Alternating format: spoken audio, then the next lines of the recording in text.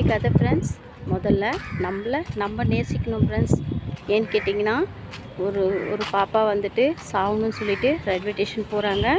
அப்போது சாகணுன்ற முடிவு எடுத்து உட்காந்துட்டு இருக்கும்போது ஒரு கண்ணு தெரியாத ஒரு தம்பி வந்துட்டு பேசுகிறாங்க.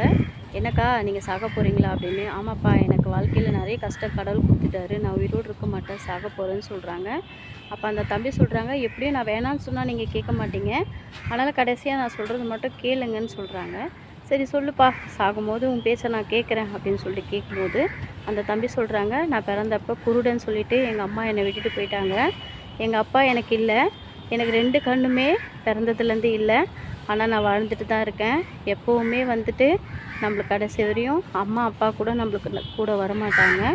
அதனால் நம்ம மட்டும்தான் நம்மளுக்கு கடைசி வரையும் துணையாக இருப்போம். அதனால் நீங்கள் உங்களை ஃபஸ்ட்டு நேசிங்க, அது போதும்னு அந்த தம்பி சொல்கிறாங்க ஃப்ரெண்ட்ஸ். அதான்